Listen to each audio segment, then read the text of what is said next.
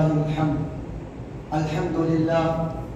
الحمد للہ نحمده ونستعینه ونستغفره ونؤمن به ونتوکل علیہ ونعوذ باللہ من شرور انفسنا ومن سیئات اعمالنا من يهده الله فلا مضل له ومن يضلل فلا هادي له ونشهد ان لا اله الا الله وحده لا شريك له ونشهد ان محمدا عبده ورسوله اما بعد الله اكبر لا اله الا الله والله اكبر ولله الحمد اعوذ بالله من الشيطان الرجيم بسم الله الرحمن الرحيم يا ايها الذين امنوا كتب عليكم الصيام كما كتب على الذين من قبلكم لعلكم تتقون الله اكبر لا اله الا الله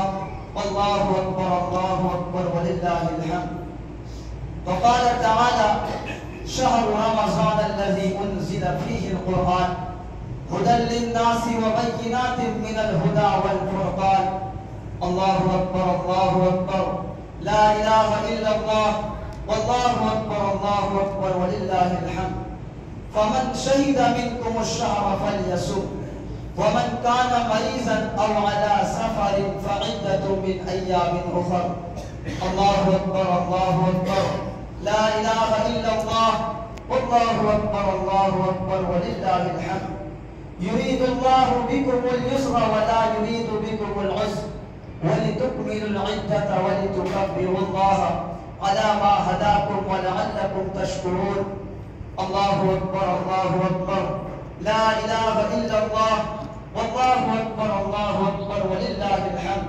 واذا سالك عبادي عني فاني قريب اجيب دعوة الداع اذا دعاني فليستجيبوا لي وليؤمنوا بي لعلهم يرشدون الله اكبر لا اله الا الله والله اكبر ولله الحمد ربنا انزل علينا مائدة من السماء تكون لنا عيدا لاولنا واخرنا وآية منك وارزقنا وانت خير الرازقين الله اكبر لا اله الا الله والله اكبر ولله الحمد اذا كان اول ليلة من شهر رمضان سفرت الشياطين ومردة الجن الله اكبر لا اله الا الله والله اكبر ولله الحمد وفتحت ابواب الجنة فلم يغلق منها باب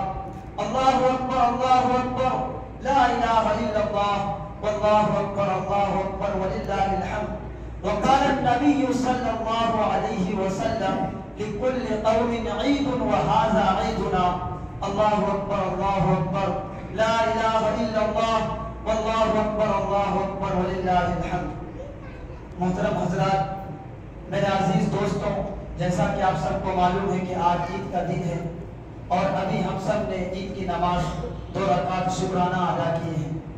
میرے دوستوں، سب سے پہلے یہ جاننے کی کوشش کریں گے کہ عید کس کو کہتے ہیں، عید کا کیا معنی ہے۔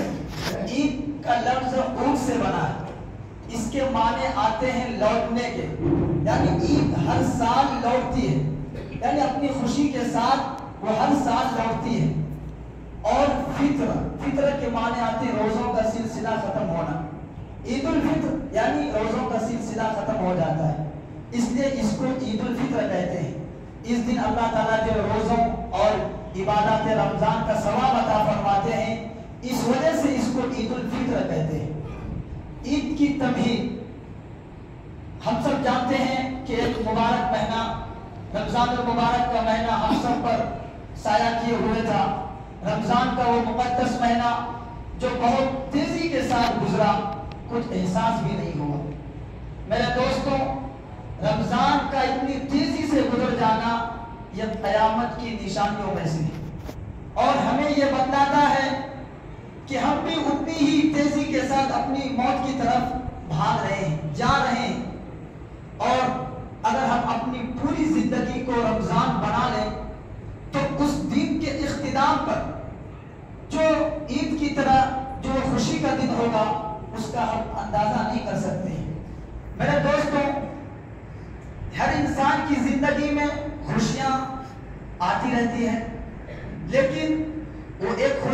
الگ ہوتا ہے. وہ خوشی اور عید کے خوشی میں تھوڑا سا فرق ہے. کیا ہے کہ جو خوشی ہم سب کو جو ملتی ہے وہ عارضی طور پر وہ خوشی ملتی ہے، پھر اس کے بعد وہ اپنی اصل حالت پر لوٹ جاتا ہے. اور لیکن عید کی ایک خوشی ایسی ہے کہ یہ ہزاروں خوشیوں کو قربان کر دیتا ہے، لیکن اور سب جو خوشی ملتی ہے اس خوشی کے ساتھ غم بھی شامل ہوتے ہیں، اور خوشی ہونے کے ساتھ فوراً جو ہے غم میں تبدیل ہو جاتی ہے. مگر لیکن عید کا جو خوشی ہے اس کا اندازہ ہم اور آپ نہیں کر سکتے ہیں. یہ ہزار خوشیوں سے بہتر ہے. اور عید کی حقیقت کیا ہے؟ عید ہر قوم میں، ہر مذہب میں ایک تہوار ہوتا ہے. وہ لوگ بھی خوشی مناتے ہیں اور اس دن موج مستی کرتے ہیں، کھاتے ہیں، پیتے ہیں، کھیلتے ہیں، کودتے ہیں. لیکن ہر مذہب میں خوشی منانے کا ایک الگ طریقہ ہے، ان کا معیار الگ ہے. وہ لوگ جو خوشی مناتے ہیں، جشن مناتے ہیں، گاتے ہیں، نہ جانے کیا کیا کھاتے پیتے رہتے ہیں، ڈانس کرتے ہیں، لیکن ان کے خوشیوں میں جو ہے غیر اخلاقی چیزوں کو اختیار کیا جاتا ہے. لیکن مسلمانوں کا جو خوشی اللہ تعالیٰ نے دیا ہے اس کا بالکل برعکس ہے. اللہ تعالیٰ نے مسلمانوں کو دو تحفے عطا کیا ہے، عید الفطر اور عید الاضحیٰ. یہ خوشی کا موقع ہے، اور حضور صلی اللہ علیہ وسلم نے اور عید الفطر اور عید الاضحیٰ کے دن جو ہے مسلمانوں کو دلوائے ہیں، تاکہ اس دن جو ہے مسلمان یعنی حضور کی امت اللہ کی نعمتوں کا شکر ادا کرے، اس کی نعمتوں کا شکر ادا کرے. اور سب سے اہم چیز یہ ہے کہ مسلمانوں کی خوشی میں خوشی منانے سے پہلے انہیں 2 رکعت شکرانہ ادا کرنا پڑتا ہے، تب جا کر بعد میں ہم خوشی مناتے ہیں. اور دوسری بات، مسلمانوں کی خوشی میں اپنوں سے زیادہ غیروں کا خیال کیا جاتا ہے.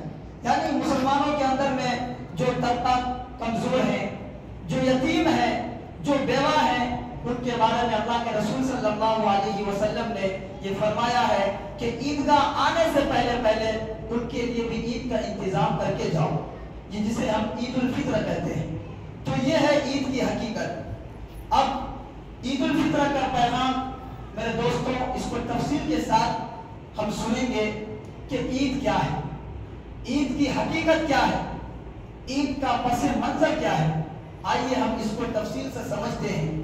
میرے دوستوں، میرے بزرگوں، ہم سب جانتے ہیں کہ اس دنیا میں کوئی انسان کوئی کام کرتا ہے تو فطری طور پر ایک انسان ان سے خوش ہو جاتا ہے. ایک بادشاہ وزیر کے کام سے فوراً خوش ہو جاتا ہے، یا وزیر نے کوئی کام اچھا کیا تو فطری طور پر بادشاہ کو خوشی ہوتی ہے.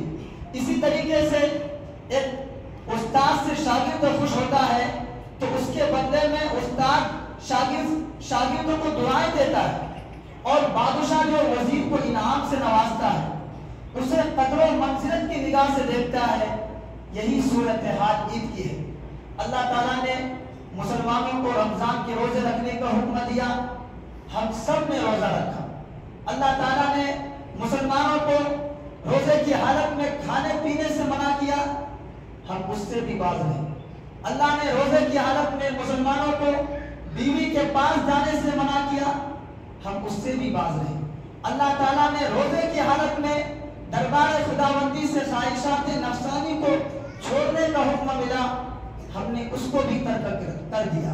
جب اللہ تعالیٰ نے ہمیں سراپا اطاعت پایا، اپنے حکم کے آگے سر تسلیم خم کرنے والا پایا، تو ہماری دل جوئی کے لیے، ہماری ہمت افزائی کے لیے اللہ تعالیٰ نے مسلمانوں کو یہ عید کا دن یعنی ایک تحفہ دیا، اور یہ بتایا کہ اے مسلمانوں، جب تم دنیا میں کسی کام کو انجام دیتے ہو تو فطری طور پر انسان خوش ہو کر دوسرے انسان کو خوشی سے نوازتا ہے. انسان انسانوں کی بات مانتا ہے تو وہ نوازا جاتا ہے. استاد شاگرد کی بات مان لیتا ہے تو استاد شاگردوں کو دعائیں دیتا ہے. فطری طور پر بادشاہ وزیر کے کام سے خوش ہو کر وزیر کو انعام و اکرام سے نوازتا ہے. اسی طریقے سے اے میرے بندوں، میرے ایک حکم پر اپنی بھوک پیاس کی شدت کو برداشت کرنے والوں، میرے ایک اشارے پر اپنے نفسانی خواہشات کو ترک کرنے والوں، میں تو احکم الحاکمین ہوں، میں داتاؤں کا دادا ہوں، میں آقاؤں کا آقا ہوں، میں مالکوں کا مالک ہوں۔ یہ کیسے ہو سکتا ہے کہ تمہاری محنتوں کو میں ضائع کر دوں، تمہاری محنتوں کو میں ضائع کر دوں، تمہیں روزوں کا ثواب نہ دیا جائے، تراویح کا ثواب تمہیں نہ دیا جائے، تلاوت قرآن پر تمہاری ہمت افزائی نہ کی جائے، تہجد گزاری اور شب زندہ داری پر تمہیں صلہ نہ دیا جائے۔ یہ کیسے ہو سکتا ہے؟ اے میرے بندو، تمہیں تہجد گزاری اور شب زندہ داری کا تمہیں صلہ ضرور دیا جائے گا، تلاوت قرآن پر تمہاری ہمت افزائی ضرور کی جائے گی، اور روزوں کا ثواب تمہیں ضرور دیا جائے گا۔ اے میرے بندو، اعلان ہوتا ہے اللہ تعالیٰ کی طرف سے، اے میرے بندو، میں نے تم سب کی مغفرت فرما دی، تم سب نے مجھے راضی کر دیا اپنے روزوں کے ذریعے سے، قرآن تلاوت کی ذریعے سے، اس وجہ سے آج میں نے تم سب کو بخش دیا۔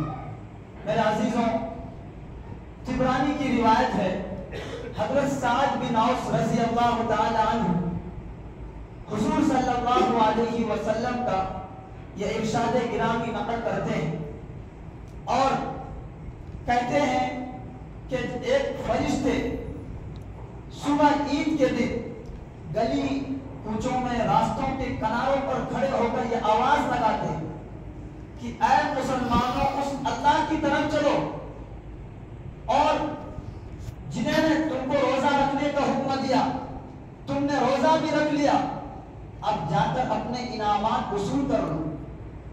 نماز کے بعد ایک منادی اعلان کرتا ہے اور مسلمانوں کو متوجہ کر کے کہتا ہے، اے مسلمانوں سنو، اللہ تعالیٰ نے تم سب کی مغفرت فرما دی، اب تم سب اپنے گھروں کو جاؤ، آج خوشی کا دن ہے، آج عید کا دن ہے، یہ ہے انعام۔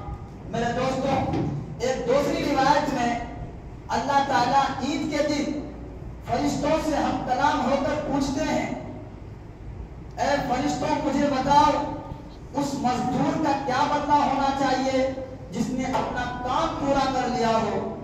فرشتے عرض کرتے ہیں، اے اللہ، اے کائنات کو بنانے والے، اے دونوں جہاں کے مالک، اس مزدور کا بدلہ یہ ہونا چاہیے کہ اسے پوری اجرت دی جائے، پوری مزدوری دی جائے۔ پھر فرشتوں کو اللہ تعالیٰ گواہ بناتے ہیں، اے فرشتوں تم گواہ رہنا، میں نے تمام مسلم روزے داروں کی مغفرت فرما دی۔ اس کے بعد اللہ تعالیٰ نماز عید ادا کرنے والے مسلمانوں کی طرف متوجہ ہوتے ہیں اور یہ کہتے ہیں، اے مسلمانوں، آج اس محفل کے اندر نماز کے بعد اپنی آخرت سنوارنے کے لیے اس بھرے مجمع میں آج تم جو کچھ بھی مانگو گے میں تمہیں ضرور عطا کروں گا۔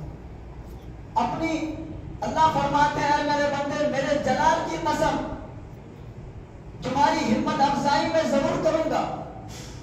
اللہ فرماتے ہیں، میرے جلال کی قسم، جب تک تم میرا خیال رکھو گے میں تمہاری لغزشوں پر پردہ پوشی کرتا رہوں گا۔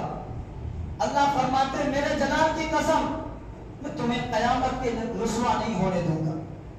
آج اس بھرے مجمع میں ہم جو کچھ بھی مانگیں گے، یہ حدیث سے ہمیں پتا چلتا ہے اللہ تعالیٰ ہمیں ضرور عطا کریں گے۔ اور اعلان ہوتا ہے، مسلمانوں، میں نے تم سب کی مغفرت فرما دی۔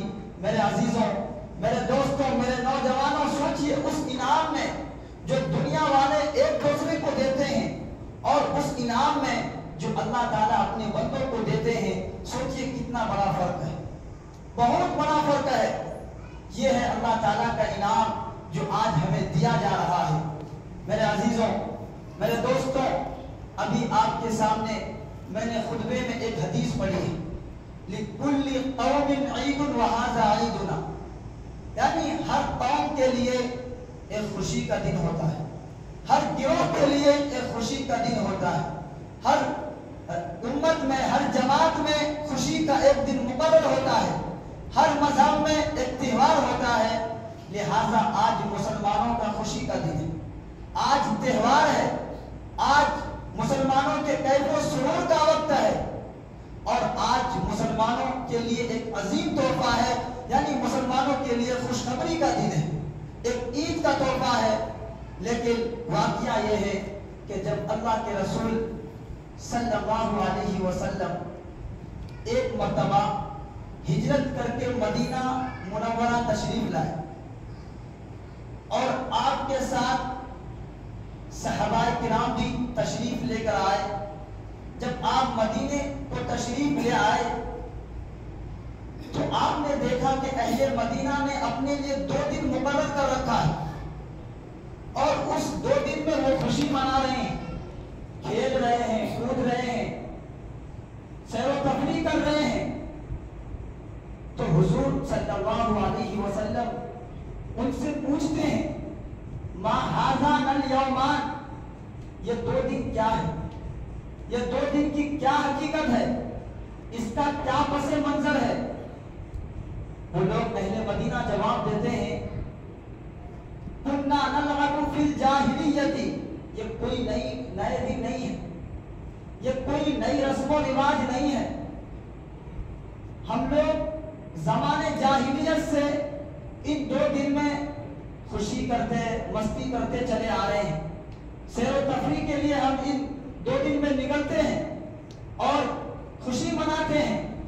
لیکن حضور صلی اللہ علیہ وسلم ان سے فرماتے ہیں قد ابدع لکم اللہ بہما خیرا منہا یوم الاضحی و یوم الفطر، یعنی اللہ تعالیٰ نے ان 2 دنوں کے بدلے تمہیں 2 دن عطا فرمائے ہیں، یعنی عید الاضحیٰ اور عید الفطر۔ میرے دوستوں، میرے نوجوانوں، یہیں سے عید الفطر اور عید الاضحیٰ کا آغاز ہوتا ہے، یہیں سے 2 نئے اسلامی تہوار کا آغاز ہوتے ہیں، یہیں سے مسلمانوں کے لیے عید کی ابتدا ہوتی ہے، یہیں سے مسلمانوں کے لیے ایک خوشی کا دن مقرر ہوتا ہے۔ تو یہ ہے عید کا دن، اور ہم سب جانتے ہیں کہ غیروں کی عید میں اور مسلمانوں کی عید میں فرق ہے۔ مسلمان اپنی عید کے ذریعے سے ابدیت کا اظہار کرتا ہے، لیکن غیروں کی عید میں معصیت کی بھرمار ہوتی ہے۔ مسلمان عید کے ذریعے سے عبادت و ریاضت کو انجام دیتا ہے، تکبیر کہتا ہے، ذکر کرتا ہے، لیکن غیروں کی عید جو ہے وہ لوگ مناتے ہیں، اپنے تہوار میں وہ لوگ شراب پیتے ہیں، ناچتے ہیں، گاتے ہیں، ڈانس کرتے ہیں، لیکن مسلمانوں کی عید اور ان کی عید سے بالکل علیحدہ ہے۔ مسلمان اپنی عید کے ذریعے سے بھائی چارگی کا پیغام دیتا ہے، لیکن ان کی عید ایسا نہیں ہے۔ تو میرے دوستوں، مسلمانوں کی عید میں اپنوں سے زیادہ غیروں کا خیال کیا جاتا ہے، یتیموں کا خیال کیا جاتا ہے، بیواؤں کا خیال رکھا جاتا ہے، مسکینوں کا خیال کیا جاتا ہے، سوسائٹی کے اندر میں جو غریب لوگ ہیں ان کا خیال رکھتے ہیں۔ اور یہی وجہ ہے کہ اللہ کے رسول صلی اللہ علیہ وسلم ہمیشہ غریبوں کو خیال رکھتے تھے، ہمیشہ غریبوں کے بارے میں سوچتے تھے، اور اللہ کے رسول صلی اللہ علیہ وسلم جب عیدگاہ جاتے تھے تو ان سے پہلے غریبوں کے لیے انتظام کر کے جاتے تھے۔ اور حضرت عبداللہ بن عمر رضی اللہ تعالی عنہ فرماتے ہیں کہ اللہ کے رسول صلی اللہ علیہ وسلم ہمیں یہ حکم دیا کرتے تھے کہ عیدگاہ جانے سے پہلے صدقہ فطر ادا کرنے کے لیے اللہ کے رسول صلی اللہ علیہ وسلم ہمیں حکم دیتے تھے۔ اور میرے عزیزوں، حضرت عبداللہ حضرت عمر فاروق رضی اللہ تعالی عنہ کا واقعہ ہے۔ عید کا دن ان کے بیٹے عبداللہ بن عمر یعنی عمر فاروق رضی اللہ تعالی عنہ کے بیٹے کا نام ہے عبداللہ۔ عید کے دن حضرت عمر رضی اللہ تعالی عنہ اپنے بیٹے کو پرانے قمیص میں دیکھتے ہیں تو رو پڑتے ہیں، اور تو ان کے بیٹے کہتے ہیں ابو جان آپ کیوں رو رہے ہیں؟ حضرت عمر فاروق رضی اللہ تعالی عنہ کہتے ہیں بیٹے مجھے احساس ہے کہ تمہیں آج پرانے کپڑے میں لڑکے دیکھیں گے، اس وجہ سے میں آج غمگین ہوں، مجھے احساس ہے۔ لیکن حضرت عبداللہ بن عمر رضی اللہ تعالی عنہ یعنی عمر فاروق رضی اللہ عنہ کے بیٹے کا جواب سننے کے لائق ہے، اور اس کو دل میں बैठाने की जगह है और उसको दिल में बैठाइए, क्योंकि क्या जुमले हैं। हजरत अब्दुल्ला रजी अल्लाह ताला अन्हु कहते हैं, अब्बू जान एहसास तो उन्हें हो जो रज़ाए इलाही को पा ना सके। अब्बू जान एहसास तो उन्हें हो जिन्होंने माँ बाप की नाफरमानी की है। मुझे तो उम्मीद है कि आपकी तुफैल में अल्लाह मुझसे राजी होंगे। उसके बाद हजरत उमर रजी अल्लाह ताला अन्हु अपने बेटों को गले से लगाते हैं और उनके लिए दुआएं करते हैं। लेकिन इससे एक सबक मिलता है, आज हमारे बेटे के अंदर ये है नहीं, ये माहौल नहीं है। आज हम अपने बच्चों को ईद का कपड़ा नहीं दिलाएंगे तो बेटा जो है माँ बाप से नाराज हो जाता है, 2-3-4 दिन तक बातें नहीं करता है। लेकिन हजरत अब्दुल्ला रज़ी अल्लाह ताला अन्हु अपने अब्बू से कहते हैं, अब्बू जान आपको रोने की जरूरत नहीं है, एहसास तो उन्हें हो जो रज़ा इलाही को ना पा सके। तो ये है मेरे दोस्तों, उनकी तरबियत, एक सहाबी है और उनके बेटों का यह तरबियत है। आज हम भी अपने बेटों की तरबियत इस तरीके से कर सकते हैं। एक दूसरा वाकया है, हजरत उमर बिन अब्दुल अजीज रहमतुल्लाह अलैह, ये भी ईद के दिन इनकी बेटियां जो है वो आती है शहजादी और कहती है, अब्बू जान कल ईद है, कल हम कौन से कपड़े पहनेंगे। तो हजरत उमर बिन अब्दुल अजीज रहमतुल्लाह अलैह कहते हैं, बेटी आज जो कपड़े तुम पहनी हुई हो इसको धो लेकर इसी को पहन लेना। तो बेटी कहती है, अब्बू जान आपकी बात तो बिल्कुल दुरुस्त है, लेकिन हमारी जो सहेलियां हैं और जो लड़कियां हैं वो हमें इस हालत में देखेंगी तो वो क्या कहेंगी कि तुम अमीरुल मोमिनीन की बेटी होने के बावजूद इस हालत में हो। ये सुनना था कि हजरत उमर बिन अब्दुल अजीज रहमतुल्लाह अलैह रो पड़ते हैं और रोने के साथ साथ अपने खजांची को हुक्म देते हैं कि मुझे बैतुल माल से 1 महीने का सैलरी इस्तना दिया जाए ताकि मैं इस पैसे से अपनी बच्चों के लिए ईद के लिए कुछ कपड़े खरीद सकूं। तो लेकिन उनके जो खजांची हैं, जो बैतुल माल के जो रख रहे हैं पैसे को, वो भी नेक इंसान है। वो कहता है, हजरत आपकी बात तो बिल्कुल दुरुस्त है, लेकिन आप मुझे ये बताइए कि आप 1 महीने तक जिंदा रहेंगे। ये सुनना था कि उमर बिन अब्दुल अजीज रहमतुल्लाह अलैह उनकी तारीफ करते हैं और कहते हैं, यकीनन आपने ये बात दुरुस्त फरमाई, लेकिन मुझे मालूम नहीं। फिर उनके बाद अपनी बच्चियों को समझाते हैं, बेटी अपनी नेक ख्वाहिशात को अल्लाह उसके रसूल पर कुर्बान कर दो। कोई इंसान उस वक्त तक मोमिन नहीं हो सकता जब तक कि अल्लाह उसके रसूल के लिए कुछ कुर्बानी ना दे दे। ये है मेरे अजीजों, आज हम कर्ज लेकर त्योहार मनाते हैं या यूं कह लीजिए दूसरी खुशियों दुनिया की खुशी मनाते हैं और ख्वाहिशात नफ्स को पूरा करते हैं। लेकिन थोड़ी देर 1 मिनट के लिए सोचिए, अगर उसी हालत में हमारी मौत हो जाए और कर्ज का बोझ हमारे सर पर सवार रह जाए, आखिरत में हमारा क्या बनेगा। तो ये है मेरे दोस्तों, इन सब वाक़यात से हमें सबक लेने की जरूरत है, हमें इबरत हासिल करने की जरूरत है। यही अब एक और वाक़या है, अल्लाह के रसूल सल्लल्लाहु अलैहि वसल्लम ईदगाह तशरीफ लेकर जाते हैं। ईदगाह जाते हैं तो देखते हैं कि चंद बच्चे जो हैं खुशी मना रहे हैं, खेल कूद रहे हैं, एक दूसरों को मुबारकबाद दे रहे हैं। अल्लाह के रसूल सल्लल्लाहु अलैहि वसल्लम की नजर वहां से जाकर हटती है और एक ऐसी जगह पर अल्लाह के रसूल सल्लल्लाहु अलैहि वसल्लम की नजर पड़ी। एक बच्चा अफसुर्दा है, यानी गमगीन है, उनके चेहरों पर गमगीन के आसार नुमाया है। अल्लाह के रसूल सल्लल्लाहु अलैहि वसल्लम उनसे पूछते हैं, ए बेटे क्या तुझे मालूम नहीं आज ईद का दिन है? ए बेटे क्या तुझे आज मालूम नहीं आज खुशी का दिन है? ए बेटे क्या तुझे मालूम नहीं आज त्योहार है, आज मुसलमानों की खुशी का दिन है, आज ईद उल फित्र का दिन है। बेटे बच्चे खामोश होकर अपने दिल में वो रो रहे हैं वो बच्चे, लेकिन वो बच्चा कहता है कि आप मेरे हालात के बारे में जानना चाहते हैं, क्या आप मेरे मुतालिक कुछ जानना चाहते हैं? वो बच्चा अर्ज करता है कि मेरे वालिद एक गज़वा में शहीद हो गए और मेरी अम्मी ने दूसरी शादी कर ली, जालिम बाप के साथ मिलकर मुझे घर से निकाल दिया। इस वक्त मेरा कोई नहीं है, ना बाप है, ना माँ है, ना बहन है, ना भाई है, نہ ہمارا کوئی رشتہ دار ہے، آخر میں کس کے ساتھ خوشی مناؤ؟ کون ہے جو ہمیں اپنی خوشیوں میں شریک کرے؟ اتنا اس بچے کا کہنا تھا کہ اللہ کے رسول صلی اللہ علیہ وسلم کے آنکھوں میں آنسو آ گئے۔ آپ صلی اللہ علیہ وسلم آپ دیدہ ہو گئے۔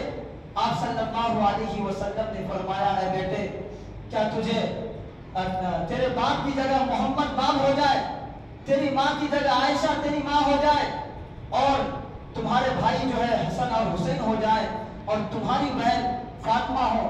اتنا کہنا تھا، اس بچہ کا جو چہرہ جو ہے خوشی سے کھل اٹھا، اور وہ بچہ کہنے لگا، اے اللہ کے رسول صلی اللہ علیہ وسلم، مجھے ایسے ماں باپ اور بھائی بہن پر جو ہے مجھے ناز ہے، فخر ہے۔